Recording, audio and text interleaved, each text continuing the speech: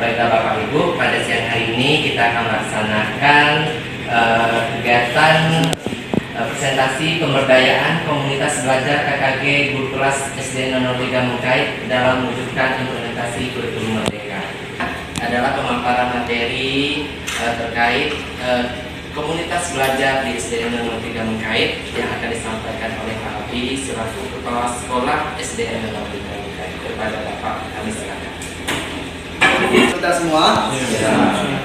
Pertama-tama tidak lupa kita mengucap puji dan syukur kepada Tuhan Yang Maha Esa pada hari ini ya, tanggal 26 Agustus tahun 2024 dalam kegiatan presentasi kelas sekolah sebagai penilaian kinerja kelas sekolah di semester 2 periode Juli sampai dengan Desember.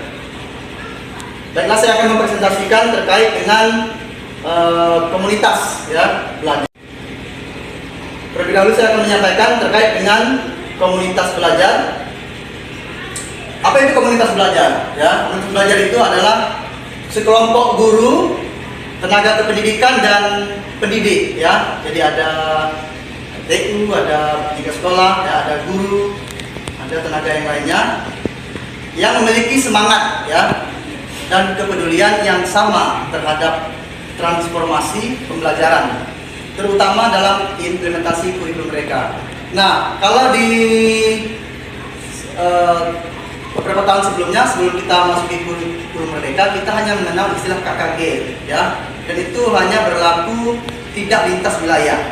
Namun dengan adanya kurikulum dengan paradigma baru, komunitas belajar ini lebih luas. Kita bisa berbagi praktik baik, bisa sharing antar komunitas yang ada di kecamatan, lintas daerah, dan bahkan nasional. Di sekolah ya, yang pertama memfasilitasi belajar bersama tentang kurikulum Merdeka, seperti apa yang sudah kita laksanakan ya, mengerjakan bersama platform Mereka Mengajar, seperti topik-topik yang ada di TMN tersebut, salah satunya ya kurikulum Merdeka sudah kita selesaikan.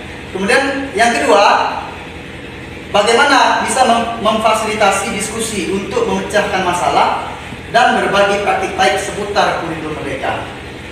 Yang ketiga, memfasilitasi serta berkolaborasi. Jadi kita kerjasama lintas mata pelajaran, guru kelas, gitu ya, kelas sekolah, untuk mengembangkan perangkat ajar berbasis kurikulum Merdeka. Ya, sekarang sudah kita kenal ada CP, ya, TP, ATP, modul ajar. Jadi perlu kita kembangkan bersama perangkatnya dalam kegiatan komunitas belajar.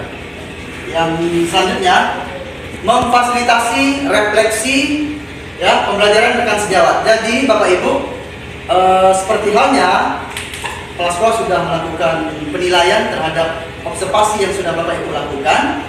Selanjutnya nanti Bapak Ibu melakukan tindak lanjut. Kemudian langkah berikutnya melakukan refleksi.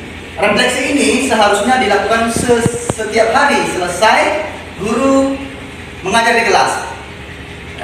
Terkait apa saja yang sudah dilaksanakannya, apa yang kurang, ya, apa yang perlu saya kembangkan kembali untuk besok harinya. Ini perlu dilakukan setiap hari sebenarnya. Oke, lanjut slide berikutnya. Hal-hal yang diperlukan dalam komunitas belajar.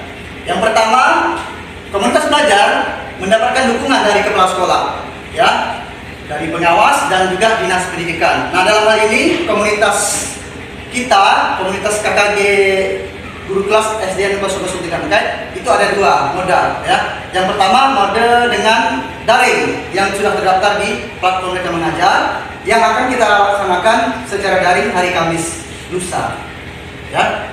Jadi itu yang mode pertama. Yang kedua, mode yang kita laksanakan secara offline, itu artinya komunitas belajar intra sekolah yang ada di sekolah kita saja, ya, tanpa melibatkan guru-guru yang lain. Tapi kalau daring, kita bisa melaksanakan lintas sekolah dan lintas daerah. Oke, kedua, melibatkan semua unsur-unsur yang ada di satuan pendidikan. Ada kepala sekolah, ada tendik, ada pendidik, ya, kita semua terlibat bersama.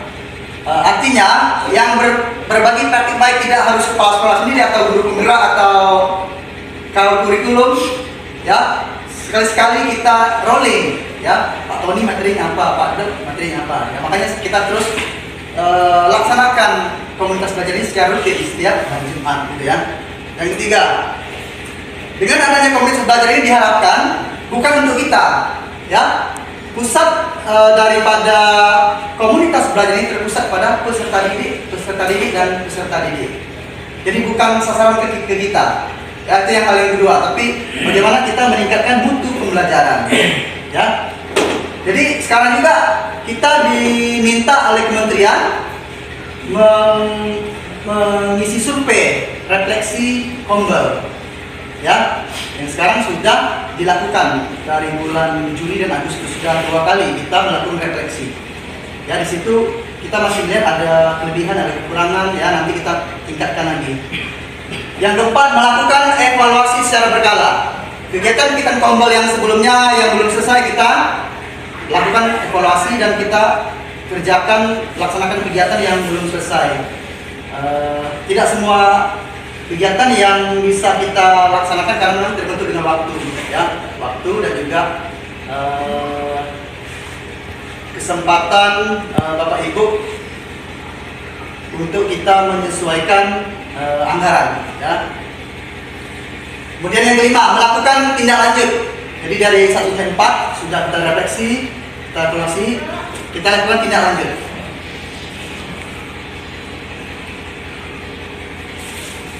Oke, selanjutnya sudah dekat, ya. Strategi komunitas belajar. Oke, diantaranya yang pertama, munculkan motivasi internal dulu. Bagaimana guru-guru itu bisa bergerak, gitu ya. Walaupun mungkin di sekolah kita yang mengikuti guru penggerak ya baru 1 kali ya, calon guru penggerak. Artinya kita kadang-kadang kita sering merasa kita sudah enak berada di posisi PW, tidak mau bergerak atau tidak mau berbuat apapun sudah, ya. Gaji, orkestra, tunjangan, tidak perlu saya berbuat banyak. Kebanyakan tantangan yang ada di pulau seperti itu guru-gurunya, ya. Jadi tidak hanya di sekolah kita, rata-rata seperti itu. Jadi kita perlu dengan adanya Kombel ini meningkatkan motivasi internal. Guru-guru bisa saling berbagi pengetahuan, skill-skill yang dia punya, ya.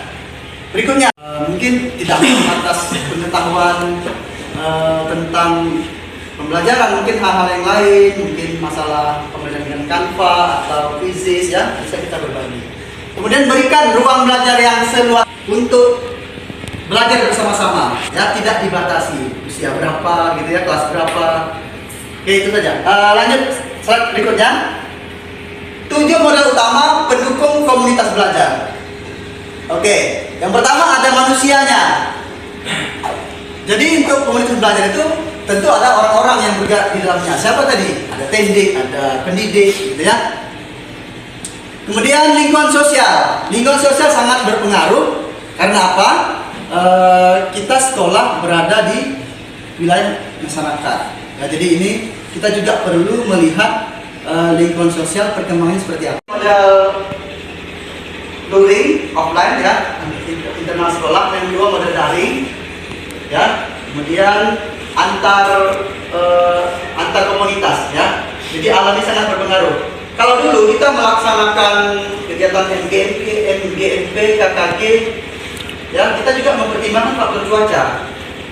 Kadang-kadang pertemuannya misalkan terencana itu bisa batal, cancel karena apa? Faktor cuaca, tidak keuangan, ya. Kegiatan tentulah bergantung. Ini ada 2 perbandingan, Bapak dan Ibu. Ya, komunitas mana yang ideal? Yang pertama, ada waktu diatur, ya. Mereka juga semacam dikatakan bahwa faktor alam juga mempengaruhi kita, bisa membuat 2 model tadi, bisa luring, bisa daring. Itulah keistimewaan daripada komunitas yang pembelajaran paradigma baru ini sangat membantu.